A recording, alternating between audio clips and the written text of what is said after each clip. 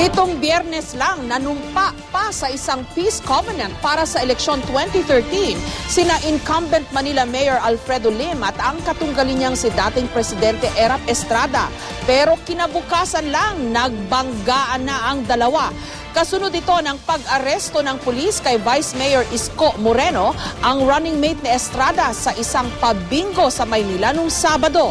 Ang sabi ng pulis, illegal gambling ang ginawa ni Moreno at ng kanyang mga kasama. Ang sabi ni Moreno at ni Estrada, harassment ito ng kampo ni Lim. Bagay na mariing itinanggi ni Lim. May report si Sandra Aguinaldo. Mapayapa raw nung una ang isang pabingo sa basketball court ng Barangay 374 sa Tambunting Street, Maynila. Pero maya-maya pa, nabulabog daw ang bingguhan nang arestuhin ng organizers nito sa pangunguna ni Vice Mayor Isko Moreno. Hinuli rin ang 5 pang kaalyado niyang konsehal at isang kumakandidatong konsehal. Idiniretso ang grupo sa presinto, isinailalim sila sa fingerprinting at kinulong. Paliwanag ni Police Superintendent Ricardo Layug, Commander ng Manila Police Station 3, winarningan nila ang grupo ng vice-alkalde na huwag magbibingo. Sinabi niya nga na huliin mo na ako. Sabi ko, sige sir, ibola ninyo. Pumunod siya, sabi niya, sa letrang N, 44. Yun na po, dahil consummated na po yung sugal na PD 1602 in relation to Republic Act 9287, hinuli po namin sila. At nagkaroon na po ng kaguluhan. Nang magkagulo kung saan-saan daw nanggaling ang bato at bote. Ipinakita pa ni Layug ang mga bingo card na ginamit noong Sabado. Sa presinto, dumating naman sina Vice President Jejomar Binay na kapartido ng mga inaresto, pati na si dating Pangulong Erap Estrada na running mate ni Moreno sa Maynila. Makalipas ang halos 8 oras, na-inquest sina Moreno sa Manila City Hall na pinagtipunan ng supporters nila. Halos 3 oras pa ang lumipas bago nakalaya ang grupo.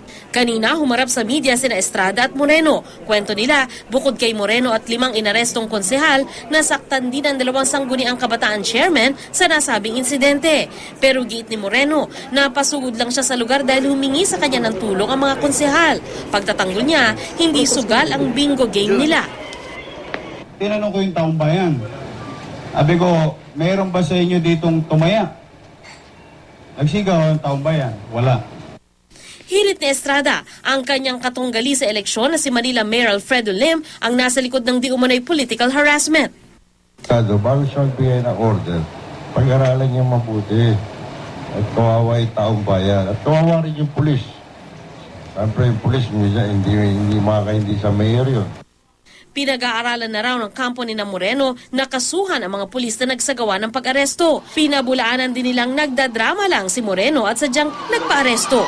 Ipinakita naman ng isa sa mga pulis na si Inspector Ed Morata ang police uniform niyang nasira raw ng mga taga-suporta ni Moreno na kumuyog sa kanya. Pagdating daw sa Fiscal's Office, nakatikim pa umano si Morata ng suntok mula kay dating Pangulong Estrada na nooy subaklolo kay Moreno.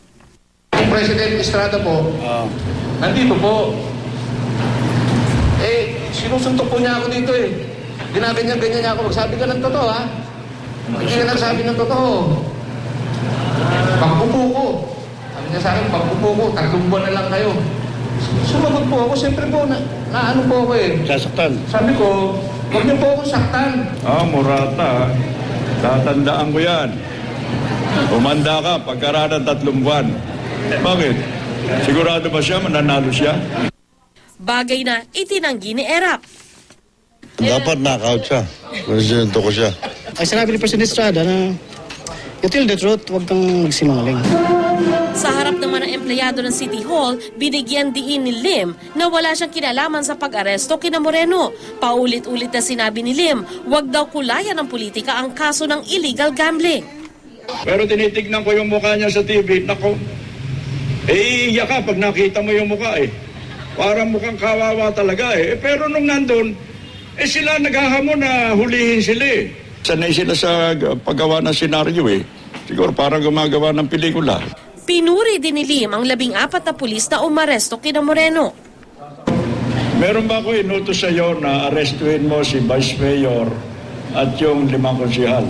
Wala pong nagutos sa amin dahil kami po bilang pulis, pinag-aralan naman po namin yan eh.